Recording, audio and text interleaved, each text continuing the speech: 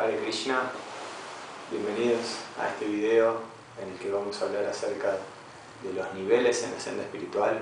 Mi nombre es Prema Rupa Madhava Das y voy a hablar un poquito acerca de este tópico.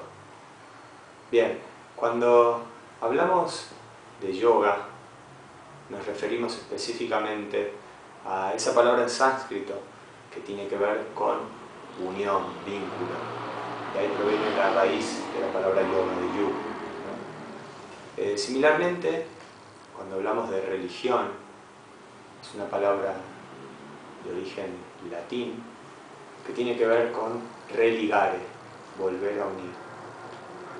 Muchas veces entendemos el yoga, la palabra yoga está utilizada por hoy por distintas personas, ¿no? Como una práctica física, esa es la connotación que le damos. Pero en realidad tiene que ver con una práctica espiritual de buscar ese relacionamiento con el Ser Supremo, como cada uno pueda concebirlo, entenderlo. Entonces, bien, para abordar el yoga, ¿no? Tenemos distintas formas de acceder, distintas prácticas. Como por ejemplo, podemos hablar del karma yoga, ese es uno de los caminos, ¿no? Tiene que ver con las actividades que uno realiza, los deberes, el trabajo que uno realiza, renunciando de alguna manera a los frutos de la acción. Quiere decir, entendiendo quién es el beneficiario último de las cosas que hacemos, y de esa manera uno va elevándose gradualmente. Otra práctica que se realiza en este sendero es el de lo que se conoce como el Jnana Yoga. Jnana tiene que ver con conocimiento, y cuando hablamos de Jnana Yoga tiene que ver con aquellas personas que se interesan por cultivar conocimiento, que se estudian exhaustivamente textos sagrados, ¿no? Y bien, para acceder a este tipo de sendero uno debe estar de alguna manera desapegado, en este caso de un montón de cosas, de la vida familiar, de posesiones, ¿bien? Y el máximo escalón que uno llega, lo máximo que uno puede acceder a través de esta práctica, de este sendero, es al de realizar a la Suprema Personalidad de Dios, pero en su aspecto Brahman, o su aspecto impersonal. Cuando hablamos de la senda del Dhyana Yoga, tiene que ver con la meditación, y asociamos esto con el Ashtanga Yoga. Ashtanga también es una palabra que se utiliza de una manera generalmente incorrecta. Ashtanga quiere decir los 8 pasos. Generalmente lo asociamos con esa práctica de yoga, de hatha yoga, de yoga con el cuerpo, más dinámica, ¿no? Pero este consta de 8 pasos, dentro de los cuales uno de ellos es la parte de las asanas. Bien, para implementar, ¿no? Para en la vida de uno este tipo de camino, también se necesita estar desapegado, irse al bosque a meditar, en un lugar apartado, solitario. Es bastante difícil hoy por hoy practicar este tipo de camino, ¿no? Y lo máximo que un yogi puede aspirar, un dhyana yogi, es a realizar a la Suprema Personalidad de Dios en su aspecto paramatma, o su aspecto localizado en el corazón de cada persona, de cada entidad viviente.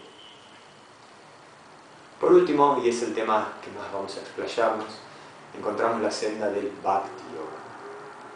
Cuando hablamos de Bhakti Yoga, muchos lo conocen como el yoga del amor o el yoga del servicio devocional. Para emprender este camino prácticamente no hay requisitos esenciales para un aspirante a querer practicar Bhakti Yoga. Lo puede practicar todo el mundo, y lo que conseguimos a través del Bhakti Yoga, el escalón más alto, la meta última, es desarrollar amor puro por Dios y realizar, ¿no?, a la Suprema Personalidad de Dios en su aspecto Bhagavan, como la Suprema Personalidad de Dios. Y al comprender ese aspecto, desde ya que tiene incluidos los otros 2 aspectos, tanto el aspecto Brahman, impersonal, o el aspecto Paramatma, localizado en el corazón de cada uno. Dentro del Bhakti Yoga existen muchos tipos de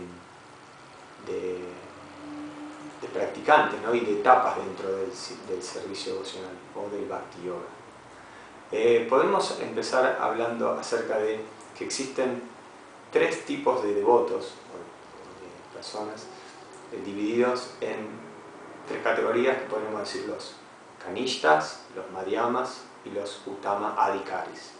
Adhikaris, cuando nos referimos a eso, ahora vamos a explicar un poquito de qué se trata. Bien, el kanishta adhikari es aquel devoto en el cual su fe y su conocimiento son débiles, ¿no? Quiere decir que él muchas veces no se relaciona muy bien con otras personas, solo ve a Dios en el templo. Con respecto al madhyama adhikari, podemos decir que es una persona que tiene una fe muy fuerte y que su conocimiento es un tanto débil a pesar de que tiene conocimiento. Él se relaciona de alguna manera mejor, puede distinguir entre los devotos y los no devotos y trata de evitar a los ateos de alguna manera. Y cuando hablamos de uttama adhikari estamos hablando del devoto de primera categoría, que es aquel en el que su fe es muy fuerte y su conocimiento también es muy fuerte, y él ve a todos por igual, todas las entidades vivientes, no hace distinciones, ¿no? Bien, todos estos temas los estamos desarrollando en base a 4 libros.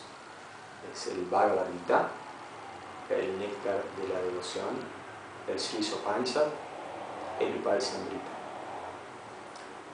Estos 4 libros tocan todos estos temas en diferentes partes, y una parte importante cuando hablamos de Bhakti Yoga tiene que ver con las variedades de Bhakti, cómo se puede practicar este Bhakti Yoga. Bhakti Yoga tenemos en principio 3 divisiones. Vamos a empezar a hablar por el Sadhana Bhakti. Sadhana Bhakti tiene que ver con las prácticas espirituales que se realizan. En este caso vamos a hablar de 2 divisiones dentro del Sadhana Bhakti, que estas son Vaidhi Bhakti y Raganuga Bhakti.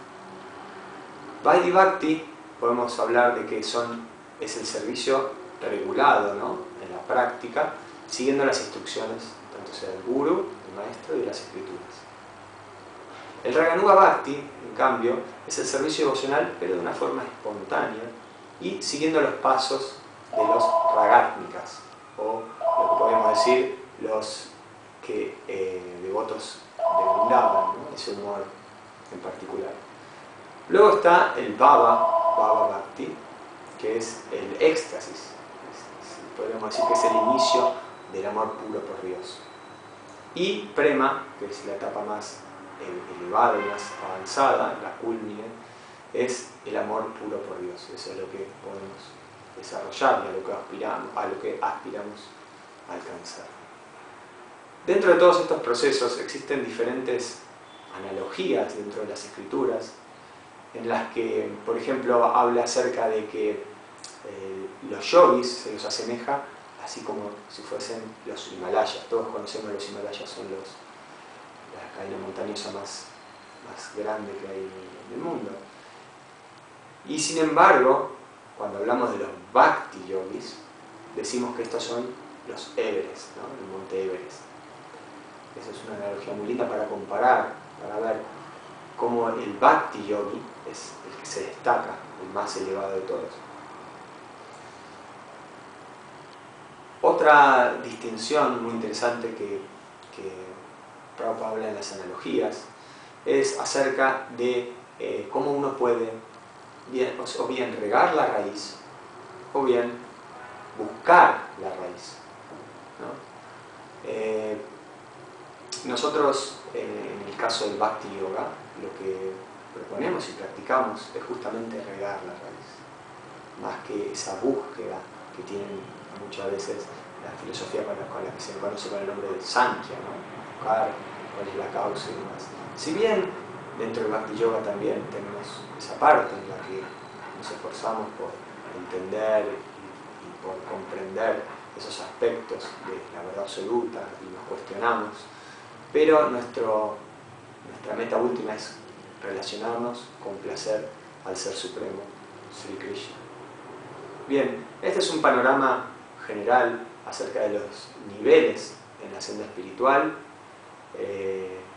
Gracias por haber estado aquí compartiendo esto. Espero que les guste, que les sea de utilidad.